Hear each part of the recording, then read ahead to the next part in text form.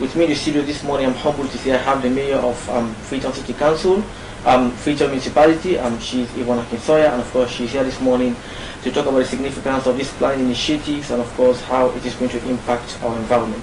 It's a pleasure to welcome to the Star. Good morning, Shoma. Thank you, Alpha. Good to be here. Let's go for our first news item this morning. Because as part of the TreeTown, the plans insistent by the Freetown City Council to plant 1 million trees in the city by 2022. The council has over the weekend started the communal planting of 450,000 seedlings across the Freetown municipality. The planting exercise will last for a period of 2 weeks. Well, our correspondent Moses Uju-Kamara was there and he finds this report. The journey to achieving the campaign of Freetown, the TreeTown, that seeks to plant 1 million trees in the municipality started with the Transform Freetown plan that is highlighted in the Resilience Cluster as one of the main priority sectors that has to do with environmental management. According to Mayor Yvonne Aki-Sawyerr, the planting and growing of trees will not only complement the Transform Freetown agenda and Freetown the TreeTown campaign, but will also increase tree covers in the city by at least 50% before 2022. We introduced the concept of stewardship, tree stewards. And let me step back a minute and answer the question, where are we planting? This is Freetown, a densely populated city. So we're planting in people's homes, we're planting in schools, we're planting in offices, we're planting in public spaces, on hillsides as you're seeing today, but also in mangroves as you'll see later on in the program. And so the where we're planting is linked into this question of how we're making sure we don't just plant, but we grow. So we have at the top of the project, we have an organization called EFA who is partnering with us as an implementing partner. They're the ones who have the environmental building in Sussex. And then you have 11 community-based organizations. These are young people, mainly including some of the ones behind me, who have been working in tree planting. So they've got the technical expertise. Then beneath the CBOs, and these guys are the growers, I'll come back to them. Beneath them we have the tree stewards. And the tree stewards can be anybody in Freetown. So over the last few weeks, we've been going house to house in the catchment areas because we're focusing on where we need the trees to protect the water catchments. We've been going house to house and asking, do you want to be a tree steward? Do you want to be a Freetonian who's going to take responsibility for planting a tree or more in your backyard? The importance of the exercise was reiterated, and a couple of trees that were planted were revealed. Madam Sawyerr furthered that the tree planting exercise of 450,000 trees will take place over the course of 2 weeks. So in addition to saying thank you to the World Bank colleagues and the support for coordination with World Bank that we got from the Ministry of Finance, we also engaged EPA, Ministry of Agriculture, NPAA, and of course we had technical experts who worked alongside us. And the choice of tree is very important to answer your question. We have economic trees. We have trees that people will benefit from. Of course, you have the usual mango tree, but in addition, we have tamarind, we have moringa, we have jackfruit. We have trees that will make a difference to the lives of the communities in which they're planted. And the communities choose their trees that they want. So we have about 15 species.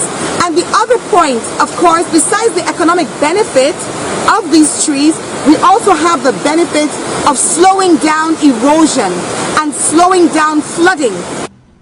Trees will be distributed to residents in different communities that are interested in planting and growing of trees at homes and their environs. As the communal planting process continues, some of the trees that were planted over the weekend and given to Freetonians on pro bono include moringa, tamarind, cashew, and neem seedlings, among others. It could be recalled that on the 6th of January 2020, the Freetown City Council launched #Freetown the TreeTown campaign at the Mayor's Ball and has engaged rapidly in the planting of trees across the municipality.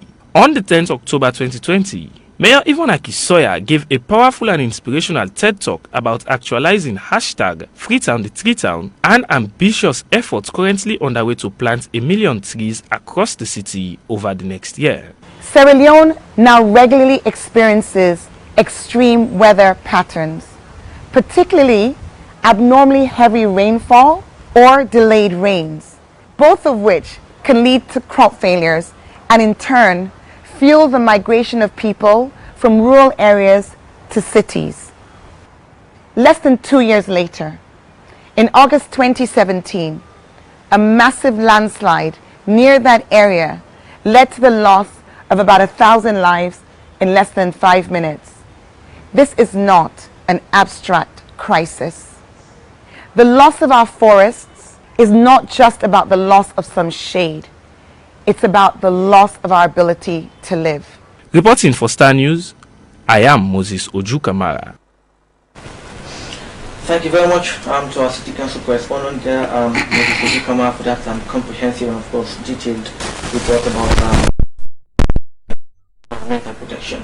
Well, as I said earlier in the program, of course, I have the mayor. It's quite a humbling experience to have the mayor, Yvonne Aki-Sawyerr, this morning. She's here to talk about the tree planting initiative and, of course, how it's going to impact the economic livelihood and, of course, the environment. It's a pleasure to welcome to the program again, Madam Aki-Sawyerr. Thank you, Alpha. Great to be here. Thank you very much. I've got to go delve into the nitty-gritty of the discourse. Just a bit of background, of course. When you are campaigning for the mayoral seat in Freetown, of course, you had this kind of manifesto that had several clusters. So viewers might be curious to know, just for you to just rekindle our memory, just talk us through your clusters, the clusters that were embedded in your campaign and of course your manifesto, and how far have you gone so far in achieving some of them? Thanks, Alpha. So during the campaign for progress for Freetown, for a community for progress for Freetown, that was the strap line, and it covered everything which is now within Transform Freetown. So when we talked about our community, our progress, our Freetown, these are the things now which we refer to as the 4 clusters. So during the campaign, we didn't talk about the clusters, we talked about the clusters when we came into office. The clusters, the first one is resilience, the second one is human development, the third is healthy city, and the fourth is urban mobility. Each of those clusters has 11 priority sectors. So across the 4 are 11 priority sectors, and the number 1 for resilience is environmental management. And you can understand, even without me explaining, the relationship between managing your environment well and being a resilient city. Because resilience means you go to map triangle one like a big cotton tree. Resilience means that you're there to stay, that you've got the wherewithal to not just stay but to thrive, because I think that's something that we can miss. Being a city is not just about existing, it's about being the best we can, fulfilling our potential, and that's one of the challenges with comes into sharp focus when you talk about finance for the city. So that first cluster, resilience, has environmental management, it has urban planning and housing, and it has revenue mobilization. The 3 things which, if you don't get those right, you're not going to have a city. So your questions around health, around education, around jobs, they're all predicated on you first having a city that's not being destroyed by floods and erosion and natural disasters on a constant basis, a city where you've actually got planning, because it really feeds in. The challenge we see on our hillsides, along our swamps, along our coast, and even in the center of town, with people building everywhere, anywhere, with no regulations, with there being no plan. I recently came across a community the other day. I was driving up Hill Station and I saw yet another container, yet another street trading area emerging just by the roundabout, the tennis court roundabout. And I stopped my car and I came out and I engaged the people. I was like, you can't do this. In fact, Abdul Rahman, your producer here, saw my car stopped and he joined me. So he's actually got footage of that morning.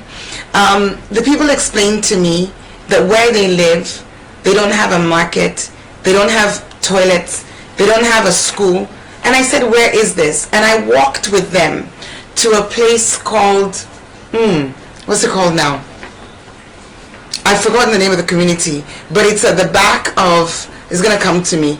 It's at the back of Hill Station. And you just, I mean, I stood there, and in front of me was this huge sprawling community. No planning, no roads organized, and without that, you will constantly have the pressure on the environment, because each person will do what is right for them. So our second sector within that resilience cluster is urban planning and housing. And that's something which we're working on in terms of, you said how far. So we'll come back to environmental management, because obviously the tree planting is a big part, but it's not the only part. The work we do with flood mitigation, the work we're doing now with the building of drains in different parts of the city, over 1,000 meters of drainage, that's all part of environmental management. But with urban planning and housing, this is a function, urban planning, land use planning, the issuance of building permits. This is a function which, according to the 2004 Local Government Act, is a function devolved to councils. And in years gone by, before the Local Government Act, under the previous legislation which created the Freetown municipality back in 1893, land use planning and building permits was done by the council. So I'm really pleased that at the moment, with the recent IMC meeting, Interministerial Committee meeting, chaired by His Excellency the Vice President and supported by the Minister of Finance, there is a plan now being set to have that function devolved to council. Because you can't at a national level be planning how you're going to organize every community from Pujahu to Cambia to Port Loko to Kailahu. These are functions that must be done by the city. So what we're doing now is trying to fix a problem, because everywhere you go, we've seen the environment devastated by the lack of planning. Recently, in the community in Poti, where we had the houses washed away, that's a classic example of the sort of disasters you get when your building permit regime is not working. Because we walked with the residents, we walked with the community people, with the councillors and stakeholders, and they showed us where houses had been built in the waterway, which led to the build-up, which eventually led to the erosion of the soil under the houses that washed away. So when we talk about tree planting, we talk about it in the context of a bigger challenge, but we know that tree planting has a really significant role to play, and it's something that we're committed to doing. How far have we gone? Well, in the little show, what was it, piece that was produced just now, where you brought all the pieces together, even going back to the launch. Freetown, the TreeTown, was launched at the Radisson Hotel on the 3rd of January this year. And when we put the plans out, we put the plans knowing we wanted to plant 1 million trees, but not having the resources to do it. But we'd already begun to work through in the background with agriculturalists, with technical people, to decide how we were going to do it. And over the course of the last 10 months now, we've been able to make huge progress. We started with trees in schools. We had people donate right there and then at that event. And on the 6th of June, we started our major planting. But then it's actually sort of, that was planting with resources from Freetonians, from diaspora, which enabled us to plant a few thousand trees. But to get to where we are today, planting the first 450,000 of our 1 million, that needed additional investment. I mean, someone would say planting 450,000 trees is quite an impressive quantum leap. But of course, you have this fantastic initiative. Of course, the issue of environment is a contentious issue, not just Israel, of course. Of course, we are also seeing the Paris Peace Accord, which is part of also, pivoting itself as promoting environment. But of course, we are living in a country in which people are seeing deforestation. as a means of economic livelihood. There's a lot of misconception and Yeah. ignorance about that. So even if you roll out this kind of initiative, planting Yeah. thousands of trees, if people's perception or psyche about deforestation are not really being edified about the dangers of that, Yeah. it's just like maybe you're just planting problems upon another problem, because Yeah. you can plant trees, you can afforestate, but people deforestate. So how then do you intend to go about changing people's perception about the dangers of deforestation? Alpha, that's a really good point, really good question. And I want listeners to just think about 2017 August. I want them to think about wherever they are in Freetown, what we see whenever it rains now. We've been able to, through the flood mitigation work, I'm really grateful to God and the support of partners, we haven't seen the sort of significant flooding events that we have in the past. There have been some, but they haven't been very sort of big. They haven't covered huge areas, and they haven't lasted a long time, because the drains generally, even when we had a risk in culvert in August, with our speedy intervention on blocking the garbage that had fallen from Bome and blocked the culvert, we were there within a couple of hours. We were able to clear it, and what would have otherwise been a huge disaster didn't happen. That notwithstanding, the point you're making is that even though people see what kind of disasters occur when there are no trees, they see the shortage of water when the water is all dried up because there are no trees to protect the water catchments. If I'm hungry today and I'm looking at that tree and I don't see a tree, I see firewood. Of course. I see something I'm going to go sell.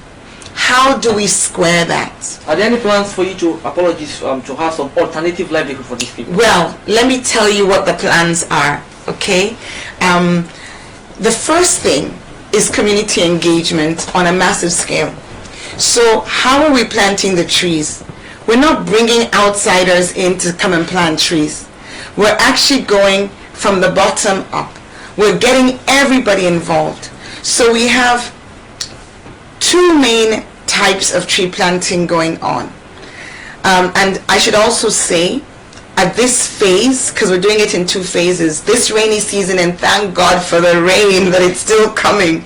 This rainy season, phase 1, we're doing the first 450,000, and that is mainly on the hillsides and the upper catchment areas. Next rainy season will come downstream. How are we doing it? Two main planting methods. And when I say planting methods, I mean planting channels. The first one is you and me. Okay? So we've signed up already over 10,000 people who are calling tree stewards. We went into so to get a better understanding, we all know that our city is a hilly city. Okay? And for those of you who did geography, maybe you remember that where you have water flowing, it flows from the top to the sea, right? From the hill to the sea. And that area is a catchment. Okay? So we have 11 catchments in the city that we've targeted, where we're looking at planting from the hill, and then we'll eventually come down to the ocean, to where the waterway opens into the sea, into the ocean. So those 11 catchment areas, remember that. The next thing I want you to remember is the concept of a tree steward. A tree steward is Alpha, it's Mary, it's John, it's Sori. It's anybody living in a catchment area who is willing to plant and look after a tree in their own compound.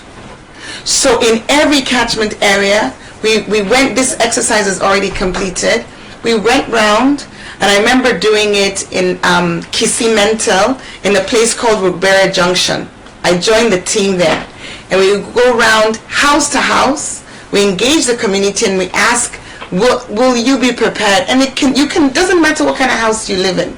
If you live in an informal settlement, if you live in a pambody, you live in a concrete house, as long as you are prepared and you're living in that catchment area, you were offered the opportunity to plant one or more trees. So you get to choose, and I remember going into the compound of a family. They chose the tree they wanted, and what we do, because Alpha, this question that you're asking, it's important when your objective is not just to plant trees, but to grow trees. And that is our objective. We don't want to just make some headlines, we planted trees, and then next year you can't find them. We want to grow the trees. So this process has been very, very detailed, the planning process. We created an app, an app on the phone, where if you, I've got it on my phone, but we can come back to it later. Go for a break, What you're doing with the Tree Tracker app is you register all of these tree stewards. So the man whose compound I went into, as an example of the over 10,000 homes where this has been done, we will take a photo of what trees you already have, take a photo of where you want to plant the tree. So you show us, in the area, we take a photo of that. You tell us which tree you want, how many, we record all of that. And what is going on now is that the people who registered as tree stewards, now it's distribution time. They are picking up their seedlings. They will plant them. We give you instructions about how to plant them. Then we have our teams, the CBOs, the community-based organizations. They are our tree monitors and growers. Every month, they will go to each tree steward. They will take a photo of how the tree is doing. So we have trees being grown like babies in homes, being committed with a commitment of the tree steward to care for the tree, and with our team coming and monitoring the tree growth. Apologies, Mayor, that is quite an impressive structure that you're putting there. It's quite That's half the structure. Exactly. I'm going to tell you the second half. Exactly, if we come to that. But somehow you have a bigger problem than that, of course. Not just deforestation, but just what we call people are not in high position. I was quite humbled to host one representative from the Guma Valley Water Company, and of course he was quite horrified by what he described as some government institutions really building deliberately in water catchment areas. Yes. For instance, areas in Tower Hill, yes, areas. So someone will say, and Tower Hill is one of the catchments. Exactly. You're having bigger fish or bigger fights that is much more bigger than you expected. How do you intend to navigate your way through some of these massive challenges? Okay. That is when it heads. So the first strategy with the tree stewards in compounds, whether it's your personal house or an office or a school, because we've planted thousands of trees in schools in Freetown, that first method already answers your question, because who's going to come into someone's compound to go and cut their tree? Okay. So you've created a protection by having a tree steward take responsibility for looking after that tree. Sign up, and they will also be sending us photos. So the app and that database means that you've got a number of trees which are already protected by where they are. The second strategy is where we have the challenge you've described, and that is our open space planting. Because of course, to plant thousands of trees, you need a lot of space. It's not all going to be done in homes. Thousands of them, 200 and something thousand, are being done in open spaces. So for example, in the footage that was shown earlier, that was me up in February College. We climbed up from the waterfall at the bridge as you're going up the campus. We climbed up, and if you keep going, you will eventually get to the botanical gardens on the campus. So that was the route we climbed. And there is an area up there. As we went along the waterway, the teams were planting. So I mentioned planting in homes, but the second type of planting that we do is what we refer to as our communal planting. So the communal planting brings the neighborhood together. And on Saturday, the Saturday that you showed was Saturday before last, a week ago. And I was, as I said, at the February College axis on the Mount Oriole catchment. But the one that happened this Saturday happened in Orogu. And there again, you saw the community, so that the local stakeholders, the chief, the councillors, community people, identifying areas in their community which are fairly open but have been deforested, and the planting is happening there. How do we ensure that the growing happens? Because planting is but the really important part is growing. We tag every tree. So you'll see on each of the trees that we plant, you'll see a little plastic with the name of the tree, the date it was planted, and again we're tracking it. It's in the tree tracker. The community are the custodians, and the community-based organizations, the 10 CBOs that we engage, again will come every month and monitor. But the people who are the stewards in this case are the community, and the community choose their trees. They will choose if it's going to be tamarind, if it's going to be, and tamarind I think is the common name is black tumbler, is if it's cashew, if it's mango. So they're choosing trees that have economic value for them. So we're introducing livelihood, but it's not enough. It's not enough. We know, because as a member of the C40 cities, Freetown is building a climate action plan. And one of the very important steps for our climate action plan is for us to do a study of where do emissions come from. And for listeners, when I talk about emissions, I'm talking about the greenhouse gases. These are chemical emissions, gaseous emissions, which contribute to the global warming that everybody's talking about. And in our city, one of the big emitters, 28%, and this was a surprise for me, because whenever I talk about emissions, I'm always focusing on the methane from the dump site and the carbon monoxide from the cars. But we've been working on a study, and we just got the result about a week ago, and it shows that 28% of Freetown's emissions come from, guess what, Alpha? Charcoal burning. Really? Charcoal burning. That's getting us funding. Charcoal burning, and of course, where does the charcoal come from? Our trees.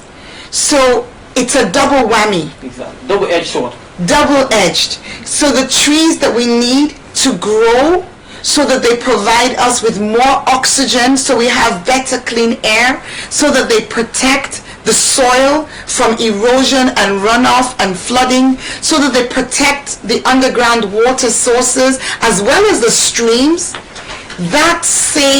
Those same trees which are being cut down are not just making us subject to flooding, subject to loss of water, subject to greenhouse gases.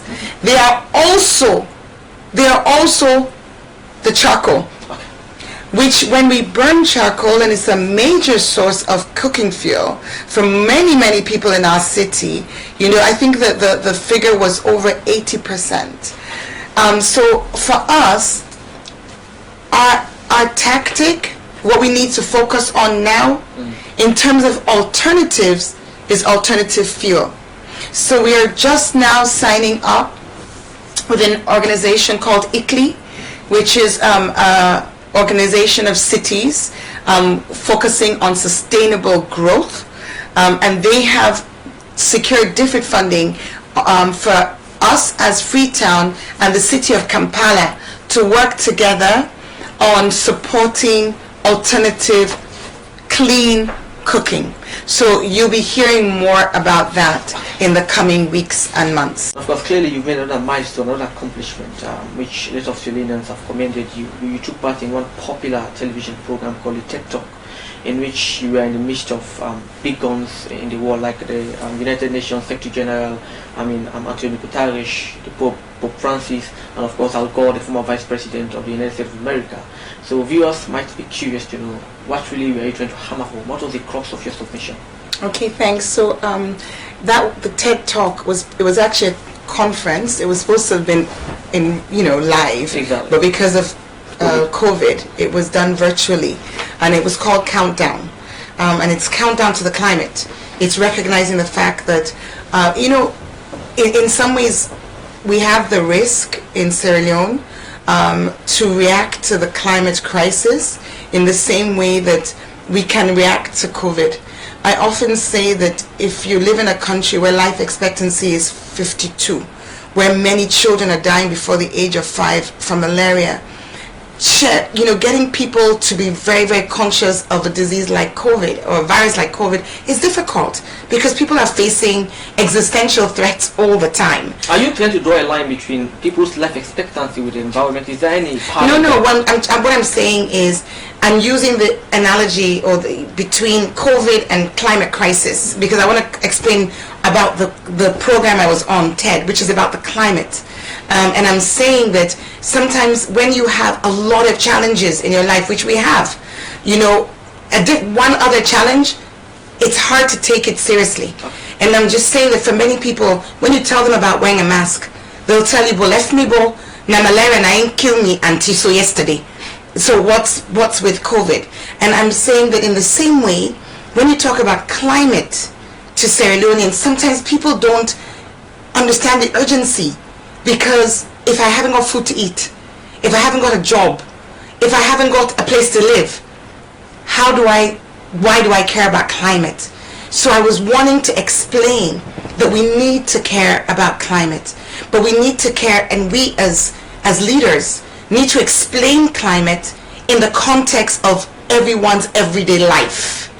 You know what I'm saying? So it's not just this abstract. That's why in the video on the TED Talk, we showed the pictures of the flood, of the landslide in 2017, to say climate is not abstract. If people are watching the news, they see the fires in California, they see a third of Bangladesh underwater, they see terrible flooding in South Sudan.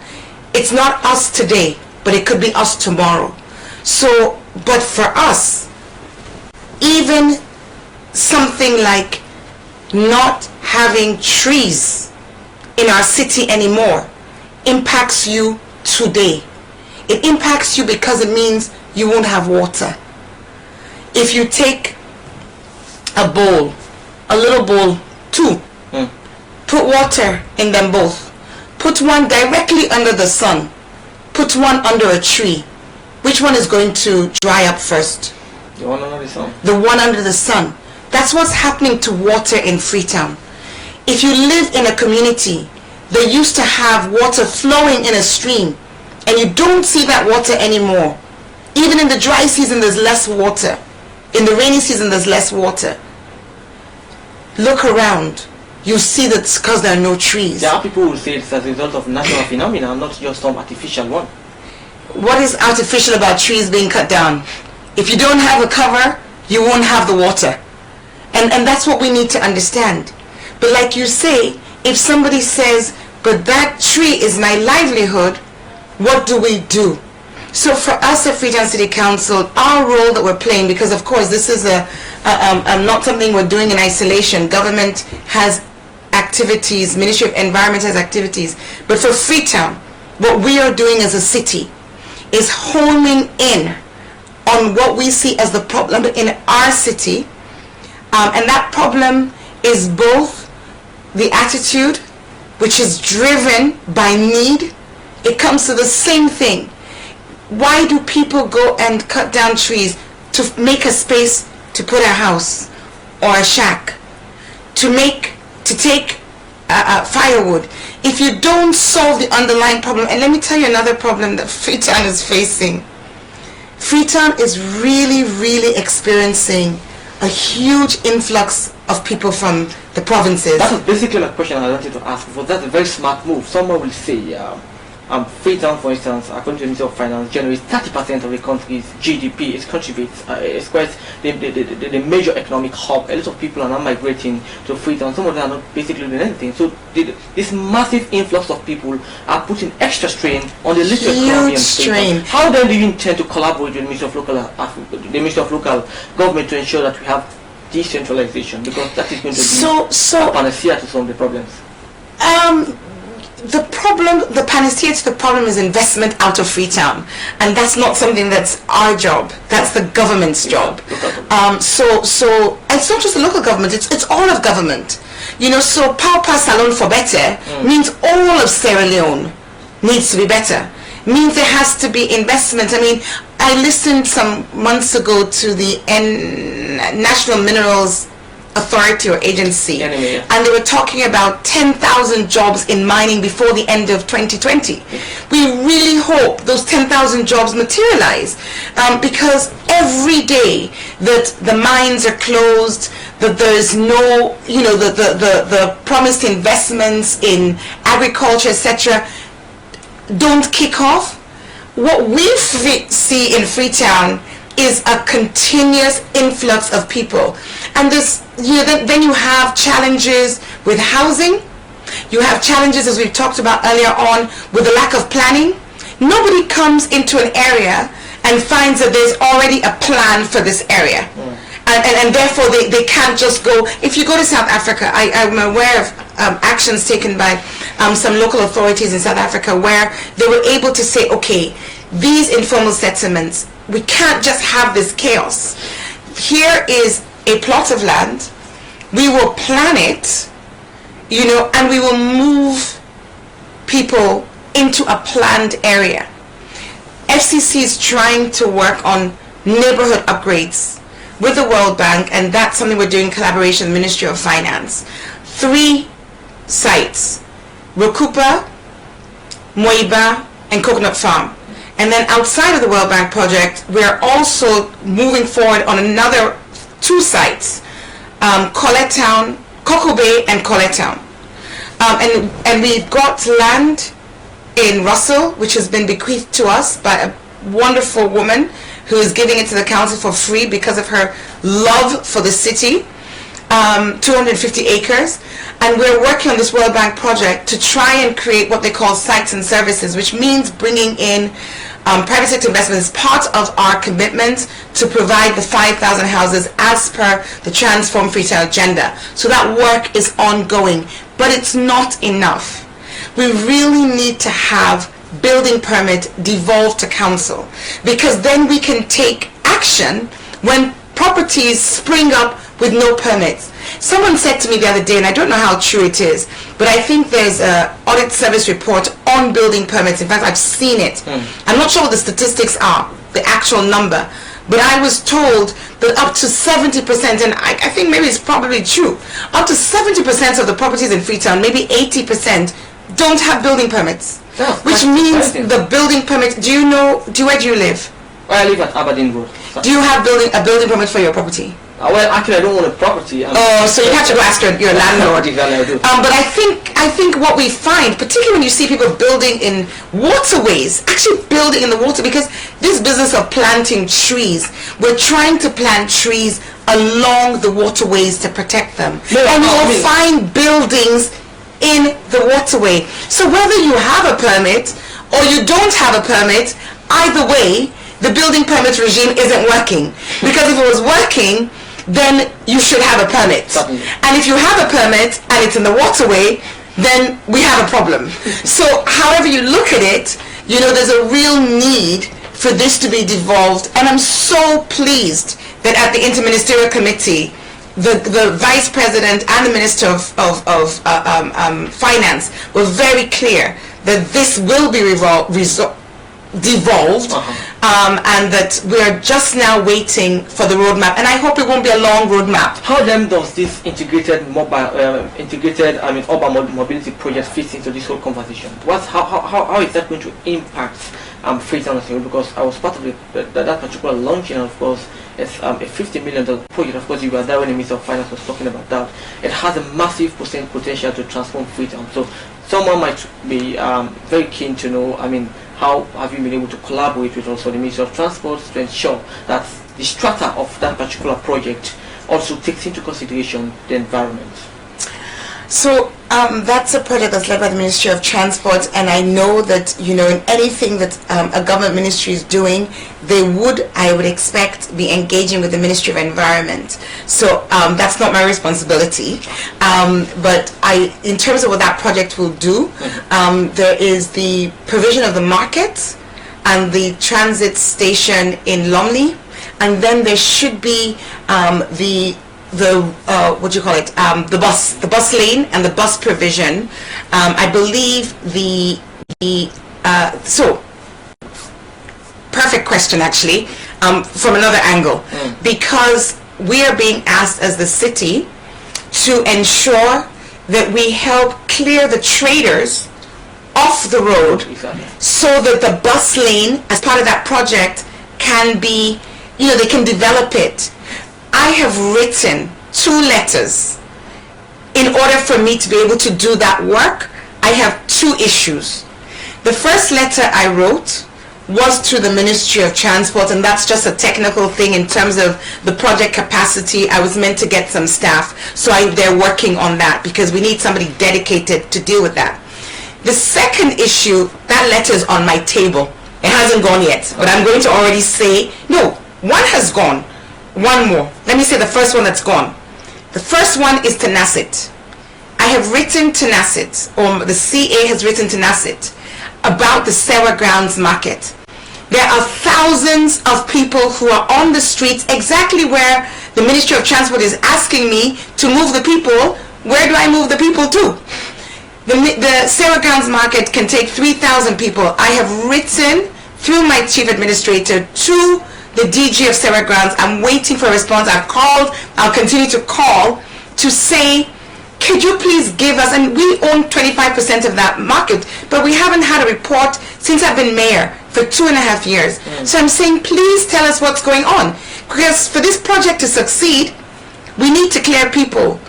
Where are we going to put them? There's a market here. We need to understand. If there's a challenge with opening it, let's all hang heads together as a team and try and fix that challenge.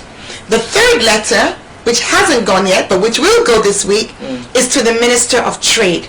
Because every day, and this comes back to the influx of people in the city, every day we see more and more people with second-hand tea kettles, second-hand clothes, second-hand children's toys, everywhere. It's out of control. And you can't tell me, Mayor, remove the people. The question is, how are we getting so much junk coming into our city? So that's the letter to the Minister of Trade. I'm asking, what is our policy? Because I know in Rwanda and Ghana, they don't allow this second-hand market. We seem to be at second-hand dump at the minute. And then the other thing that goes hand in hand with that is the microcredit. So many people will tell you that they can get microcredit for 30,000 Leone of microcredits, and they'll just come and put it in front of their house every single street. So I cannot do this in isolation, because if there are no jobs, if people are coming from the provinces because there's no mining activity, the agricultural investment hasn't happened yet, all of these pressures on the city, the impact is deforestation, but it's also a proliferation of street trading beyond the capability of the mayor, because I cannot deal with 500,000 more traders without markets. We as City Council will soon, within the next 3 weeks, we'll be signing a contract for the construction of 4 markets: Kinjimi, Petersburg, Allentown, and Aberdeen. But no matter how many markets we have, if people don't have jobs, everybody who leaves university, who loses employment, who doesn't have a job, who's coming from all over the country, everybody is going to be a trader. And as long as it's so easy to enter the junks market and we're not investing in value addition, I want to ask the Minister of Trade, can we make sure that there are policies to really, direct people towards processing of fish, processing of agricultural produce? Can the microcredit institutions have a limit to how much of their microcredit goes to junk sales? Can we instead be investing in building our own supply chains and production chains in the country? I think that would really help with so many things. Clearly, from what you're saying, you need to have a diversification of the economy, but we are running up the program now, we're out of time. Our Lordship, the Mayor, what will your message be, your final message for this particular program to some kind of climate skeptic who will sit on his couch and say, come on, all what you're talking about, us being susceptible to flooding, of course being exposed to massive drought, is just it's not man-made. It is natural. When God is happy with us, Wow. He will give us He will give us a very favorable climate. Of course, stop. How will He convince that particular climate skeptic? And of course, it's quite interesting. Of course, there are also big guns. Of course, like Donald Trump in America also seem to be very skeptical about the climate. So it's a major problem. Our Yeah, people to be skeptical about the climate. Yeah, so for us in Freetown, I wouldn't go down that way. No, of course. I would make it more practical and more real. I will tell you, don't cut our trees, because I'm sure the Ministry of Environment will have action against you. NPPAA will take action against you. And certainly for FCC, the trees that we are planting, the trees that we are tagging, the 1 million trees to make Freetown green again, our communities are going to be there to keep those trees in place. So I'll ask you to think, if you're not a climate believer, that's okay. Just for the beauty, plant a tree. Just for the beauty and the shade, keep the tree. And I'll go beyond that. We want to make it easy for everybody. So this week, from Wednesday to Saturday, Freetown City Council is doing a tree giveaway. Come to FCC and pick up a tree. It's open to anybody and everybody. It's totally free. Come and get a tree. Thank you very much for your climate benevolence. I worship your Mayor Aki-Sawyerr. Of course, thank you for gracing this occasion. Of course, we're looking forward to having you on our subsequent program. Thank you very much. Thank you.